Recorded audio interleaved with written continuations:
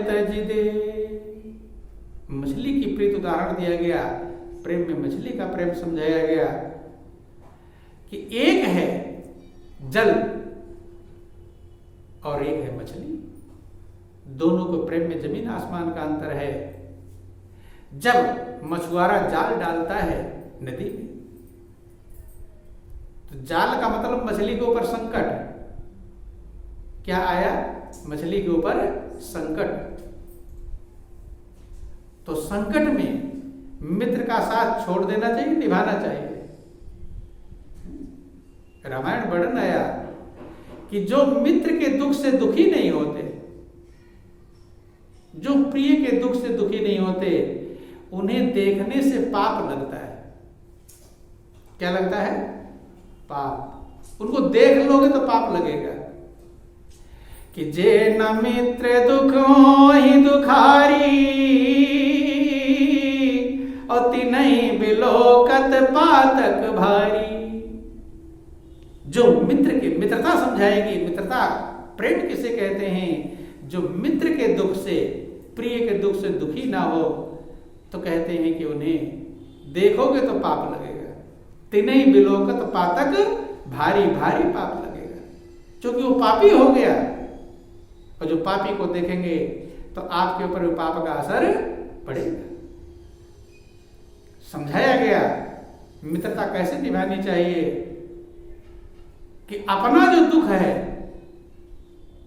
पहाड़ के समान दुख हो, तो उसे धूल के कण के समान समझे।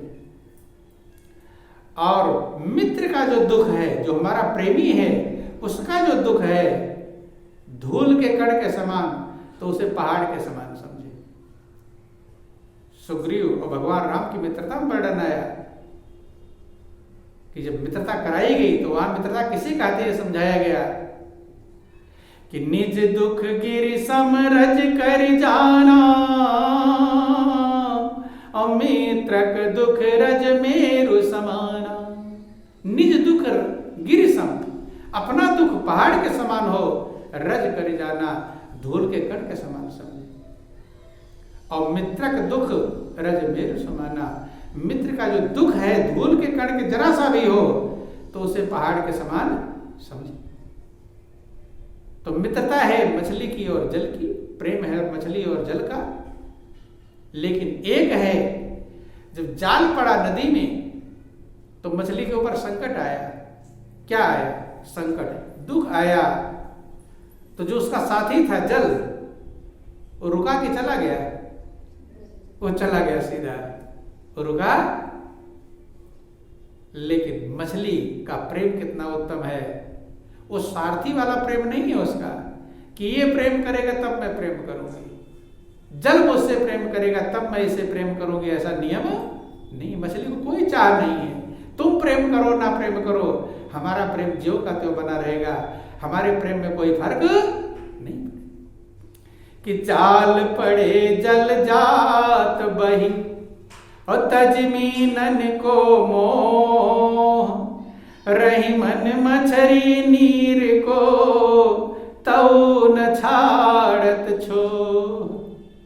जाल पड़े जल जात बही, जब जाल पड़ा, मछली की मौत का समय आ गया, मछली मरेगी, अब जाल में जाएगी।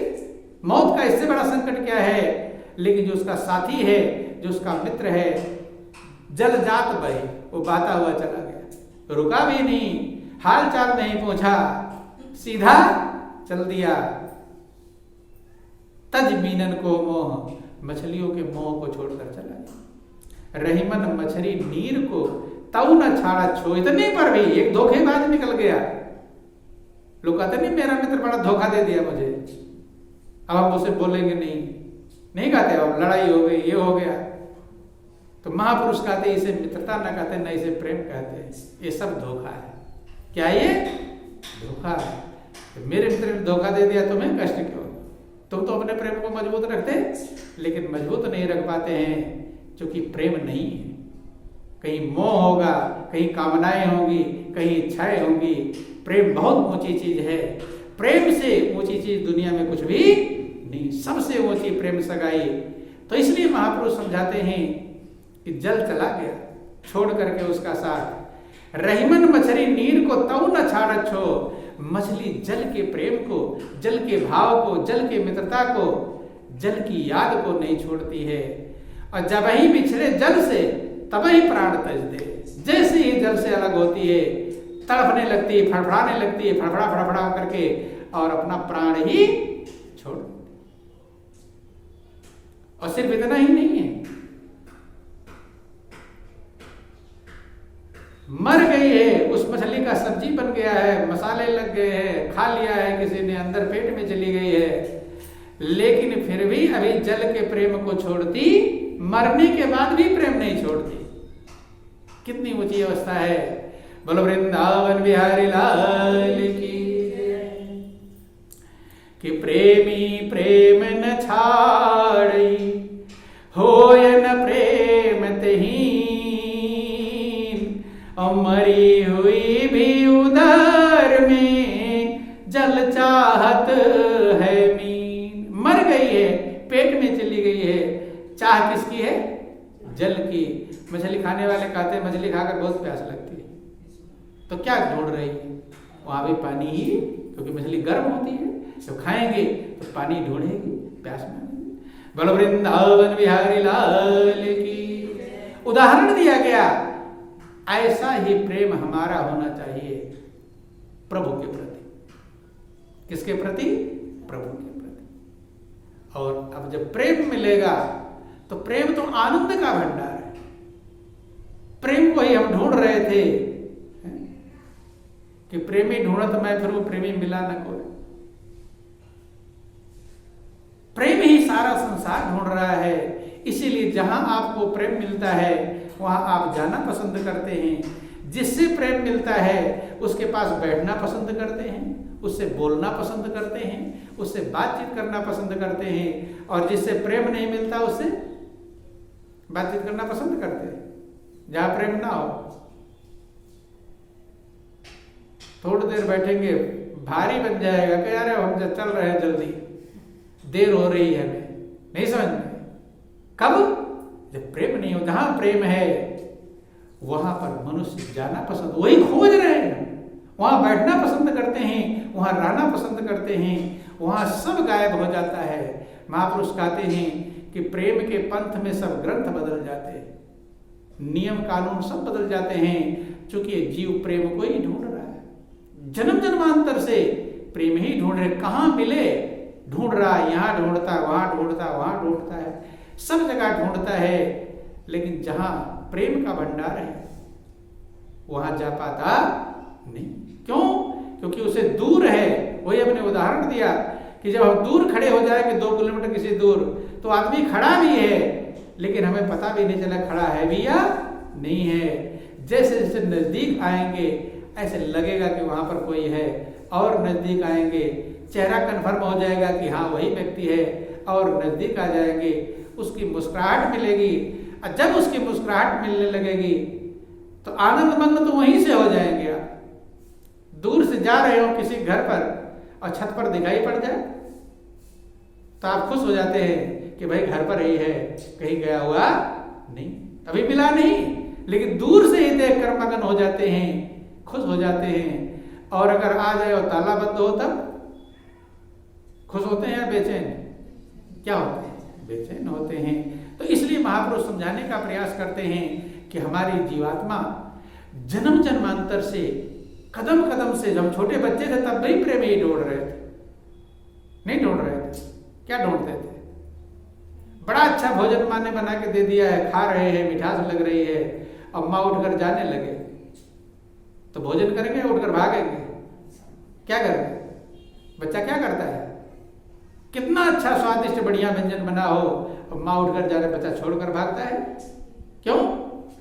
क्योंकि जानता है कि यही मेरी प्रेम का स्रोत है, माँ से ही मुझे प्रेम मिल रहा है, और ये उठकर चली जाएगी फिर पता नहीं मिले कि नहीं मिले। जहां जहां प्रेम दिखाई पड़ता है मनुष्य उधर ही दौड़ने का प्रयास करता है।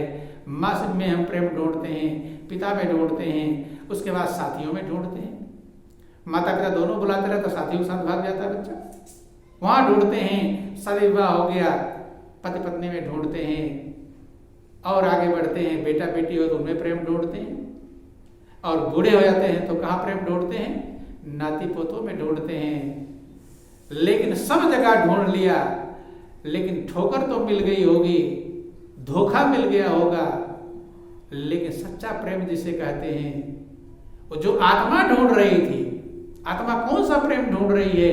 वो प्रेम ढूंढ रही है जो हमेशा हमेशा ताजा रहे, बासी ना हो। क्या ना हो? बासी माने पुराना। बासी समझते हैं आप? बासा। आज का खाना अगर कल खाओ तो उसे क्या कहते हैं? बासी माने पुराना। पुराना हो गया है तो प्रेम जैसे बासी होगा, पुराना होगा, बेचैनी देगा। ताजा। और दुनिया का प्रेम बासी होगा ही होगा, पुराना होगा ही होगा। प्रभु का प्रेम नित्य नूतन रहता है, नित्य नया रहता है। चूंकि परमात्मा हमेशा नया है, वो सबसे पुराना है और सबसे नया है। उससे नया कुछ भी नहीं है और प्रभु से पुराना भी कुछ भी नहीं। पुराना का मतलब ये पूरी सृष्टि, सारा संसार कुछ भी नहीं था तो वही परमात्मा था। सबसे पुराना कौन है? तमादि देवा पुरुषा पुराणा वर्णन आया कि तमस्य विश्व से परम निधानम वेत्तास वेदम च परम तधामम त्वया तपम विस्मंत रूपम। तमादि देवा पुरुषा पुराणा कि हे प्रभु आप आज देव, आपसे पहले कोई देवता।